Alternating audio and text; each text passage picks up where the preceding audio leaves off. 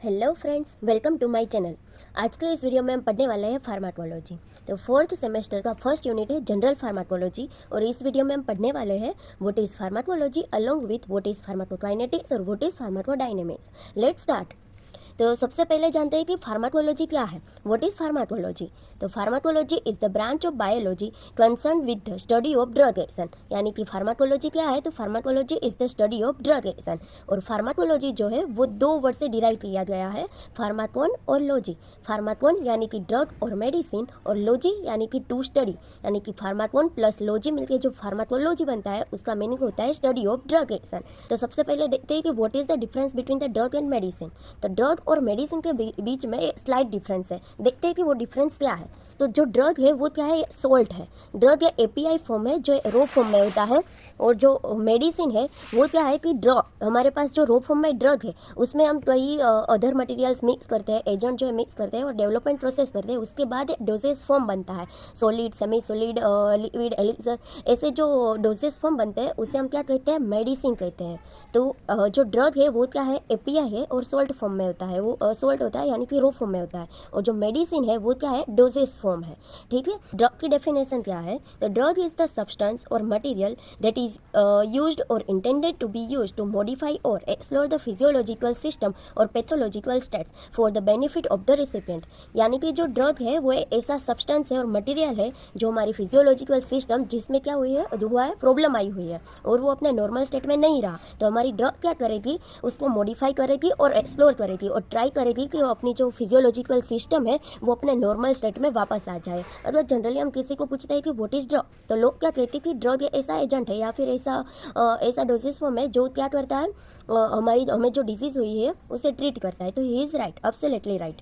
तो ड्रग का क्या काम है? तो ड्रग 3 काम करता है, डायग्नोसिस करता है, प्रिवेंशन करता है और ट्रीटमेंट करता है।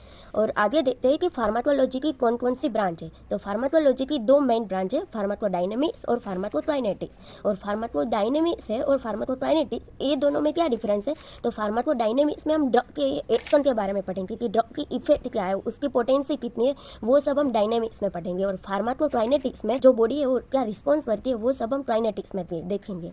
ठीक है। तो come to the pharmacokinetics. What is pharmacokinetics? The pharmacokinetics means what the body does to the drug. यानी कि काइनेटिक्स में हम क्या पढ़ेंगे कि हमारी जो बॉडी है वो ड्रग के साथ क्या करती है, हमने जो ड्रग खाई हुई है तो उसके साथ हमारी बॉडी क्या करती है, वो सब कुछ हम किस में पढ़ेंगे? फार्माकोकाइनेटिक्स में। यानी कि हमने जो ड्रग इंटेक की है उसकी मूवमेंट हमारे बॉडी में कैसे होती है वो सब किस में पढ़ेंगे? फार्माकोकाइनेटिक्स में। It includes ADME। A means absorption, D for distribution, M for metabolism और E for elimination। ठीक है। तो देखते हैं कि ये फार्माकोकाइनेटिक्स में ADME कैसे वर्क करता है। तो मान लीजिए कि हमारे सिर में दर्द हो रहा है। क्या हो रहा है? हमारे सिर में कहीं पे दर्द हो रहा है, तो हमने सिर के दर्द के लिए क्या किया? डिस्प्रिन ले ली। हमने डिस्प्रिन मेडिसिन ली सिर के दर्द के लिए। अब हमने डिस्प्रिन क्या किया? इंटेक किया। हमने डिस्प्रिन खाई। तो ऐसा तो नहीं होगा कि जो डिस्प्रिन है वो हमारे मुंह से डायरेक्ट सिर में जाएगी और अपना इफेक्ट प्रोड्यूस करेगी। तो क्या होता है कि हमने जो मेडिसिन ली है वो सबसे पहले क्या होती है? वो सबसे पहले मुंह से हमारे स्टमक में जाएगी। ठीक है। स्टमक से इंटेस्टाइन में जाएगी और इंटेस्टाइन में उसका क्या होता है? एब्जॉर्प्शन होता है। सबसे पहले क्या होता है? ड्रग का एब्जॉर्प्शन होता है और एब्जॉर्प्शन होने के बाद ड्रग जाएगी हमारे ब्लड में, और हमारे ब्लड का तो काम ही है पूरे बॉडी में सर्कुलेट होना। तो हार्ट के थ्रू जो ब्लड हमारा सर्कुलेट होता है उस ब्लड के साथ हमारी जो एब्जॉर्ब हुई मेडिसिन है वो क्या होती है? डिस्ट्रीब्यूट होती है और वो पूरे बॉडी में क्या होगी? डिस्ट्रीब्यूशन होगा हमारे ड्रग का। और डिस्ट्रीब्यूशन होने के बाद हमारी जो ड्रग है वो हमें जहाँ पे दर्द हो रहा है और हमारी जो भी फिजियोलॉजिकल सिस्टम में प्रॉब्लम, जहाँ पर भी प्रॉब्लम आई है वहाँ पर जाएगी और वहाँ पे अपनी इफेक्ट प्रोड्यूस करेगी। और इफेक्ट कैसे प्रोड्यूस करेगी? उसका सबसे पहले क्या होगा? डिस्ट्रीब्यूशन होने के बाद मेटाबॉलिज्म होगा। क्या होगा? मेटाबॉलिज्म। अब हम देखते हैं कि मेटाबॉलिज्म क्या है। तो हम कोई भी चीज़ इंटेक करते हैं तो उसका क्या होता है? मेटाबॉलिज्म होता है। उसके जो बड़े बड़े मॉलिक्यूल होता है उसका क्या होता है? सबसे पहले छोटे मॉलिक्यूल में कन्वर्जन होता है और उसके बाद वो अपनी इफेक्ट शो करता है।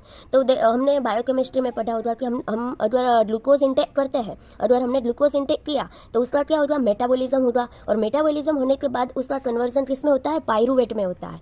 ग्लूकोज का मेटाबॉलिज्म होकर क्या बनता है, पाइरूवेट, और पाइरूवेट में से क्या होता है, एटीपी प्रोड्यूस होता है, यानी कि एनर्जी प्रोड्यूस होती है। उसी तरह से अगर हमने प्रोटीन इंटेक किया तो प्रोटीन का भी मेटाबॉलिज्म होने के बाद क्या होता है, एमिनो एसिड बनता है। एमिनो एसिड है, उससे क्या होता है, एटीपी प्रोड्यूस होता है और एनर्जी प्रोड्यूस होता है। उसी तरह से हमने जो ड्रग इंटेक की थी उसका डिस्ट्रीब्यूशन होने के बाद उसका मेटाबॉलिज्म होगा, और उसके बाद वो ड्रग क्या करेगी, अपनी इफेक्ट शो करेगी, अपनी इफेक्ट प्रोड्यूस करेगी।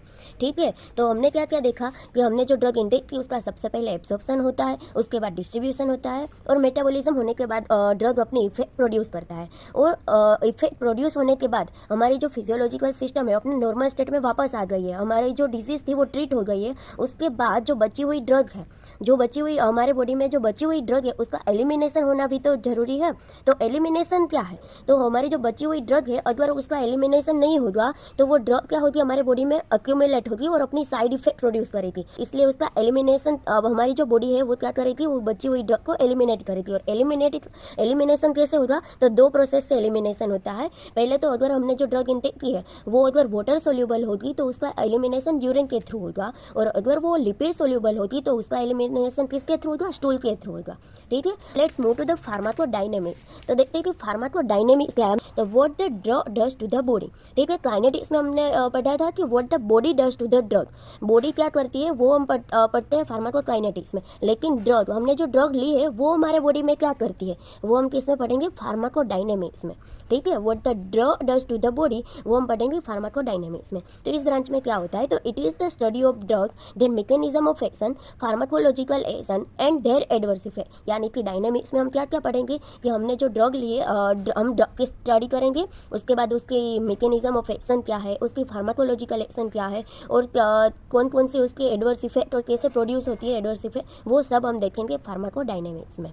ठीक है, तो एट द एंड हम कह सकते हैं कि फार्माकोलॉजी क्या है, तो pharmacology is all about study of drug and effect of drug on the body and bodies response for the drug. ठीक है, तो फार्माकोलॉजी में हम ड्रग के बारे में पढ़ेंगे, ड्रग क्या है वो सब, और ड्रग की इफेक्ट क्या है हमारी बॉडी पर, और हमारी बॉडी जो है वो कैसे रिस्पॉन्स करती है, वो सब हम इस सब्जेक्ट में पढ़ने वाले हैं। ठीक है।